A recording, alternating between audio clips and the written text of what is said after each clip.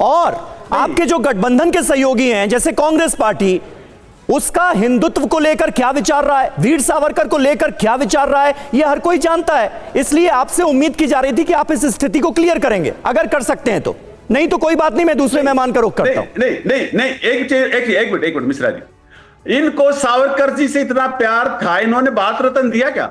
ये सावरकर को भारत रत्न देते, इनका प्यार दिख जाता। ये सिर्फ खोखली बात करते हैं, खोखले हिंदुत्व की बात करते हैं। इन्होंने हिंदुत्व के लिए क्या किया? कश्मीर में 370 की डिंगे मारते हैं, क्या फायदा हो गया मुझे बताइए जरा? क्या पंडित बसा दिए वहां पे? आज भी वहां पे हिंदुओं को टारगेट करके मारा जा रहा है। पहले तो कश्मीर रीजन में ही होता था आतंकवाद, अब जम्मू में भी होने लग गया।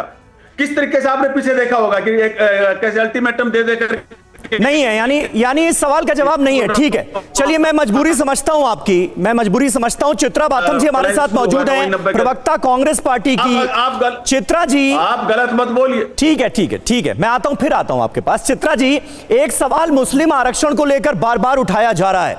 आप पर मुस्लिम पार्टी होने का ठप्पा लगाया जा रहा है कांग्रेस पार्टी पर। वो उलेमा बोर्ड का एक लेटर जो है वो भी चर्चा का विषय बना हुआ है। गृह मंत्री अमित शाह तक ने इसे लेकर आप पर हमला बोला है, कांग्रेस पार्टी पर हमला बोला है, नाना पटोले पर हमला बोला है। उस पर कोई क्लैरिटी देना आप लोग चाहेंगे क्या? वाकई अगर आप लोगों का गठबंधन जीतकर महाराष्ट्र में चुनाव में आता है तो क्या मुस्लिम आरक्षण जो है वो लागू कर दिया जाएगा, बाकी सबका आरक्षण छीन लिया जाएगा? ये बातें लगातार हो रही हैं, इसलिए मैं चाह रहा हूं आपका जवाब। समीर जी, रवि जी, नमस्ते। आपको मेरी आवाज आ रही है? जी बिल्कुल, बोलिए।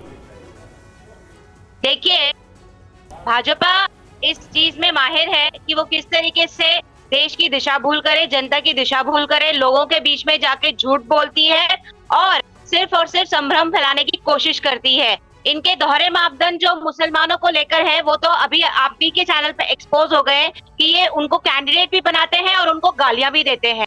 तो मुस्लिम धर्म जो है, इस्लाम जो है, वो सिर्फ और सिर्फ इनके लिए एक प्रोपेगेंडा का विषय है। जहां तक रिजर्वेशन की बात है, मैं आपसे पूछना चाहूंगी, मोदी जी ने कौन से बेसिस पे 70 जातियों को गुजरात में सीएम रहते हुए दे दिया था आरक्षण?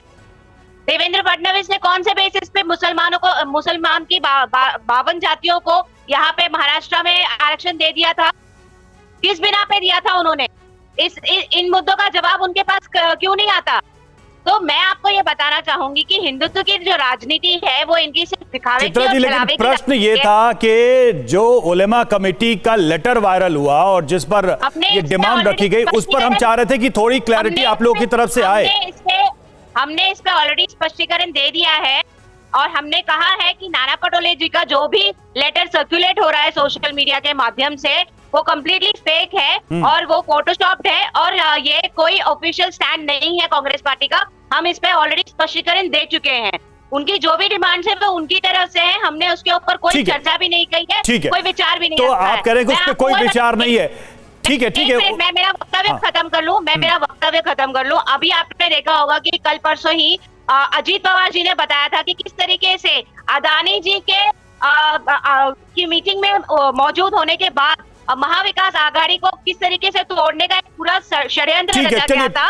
और चलिए उस बयान पे हम आएंगे, उस बयान पे हम लौटेंगे जो उद्धव ठाकरे ने इंटरव्यू दिया और जिसमें उन्होंने बातें कही। हम एक बार फिर उसी का रुख करते हैं।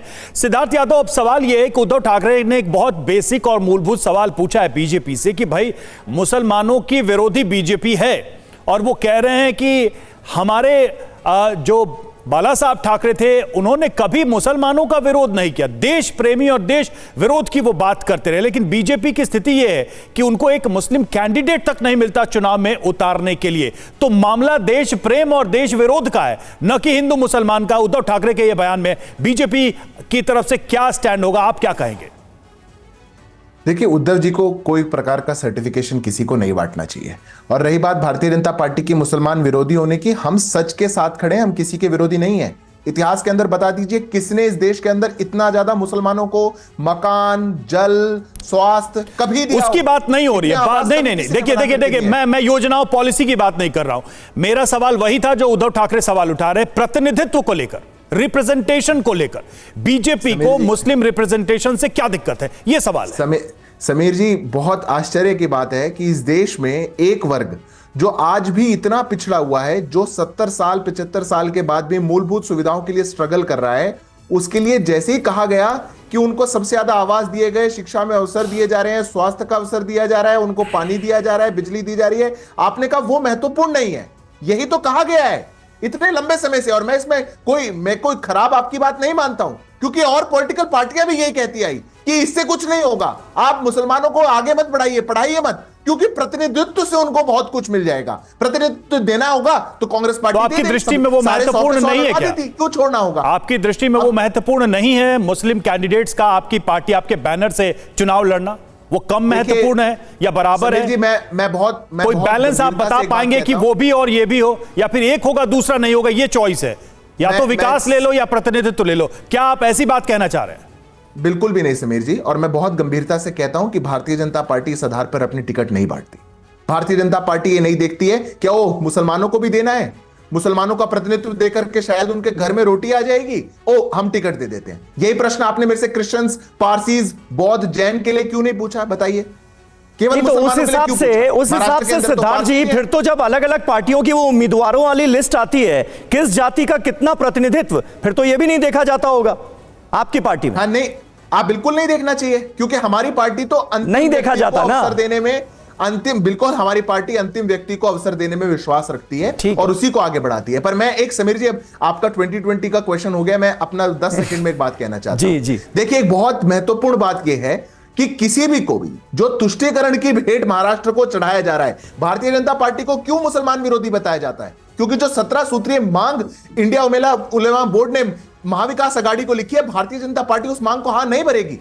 कैसे? अरे सिद्धार्थ जी, उस लेटर को फर्जी बता रही है महाराष्ट्र कांग्रेस ने। जैसे ही आप लोगों ने आरोप लगाया, उसी वक्त स्टेटमेंट जारी किया था कि वो लेटर फर्जी है, नाना पटोले के हस्ताक्षर फर्जी हैं।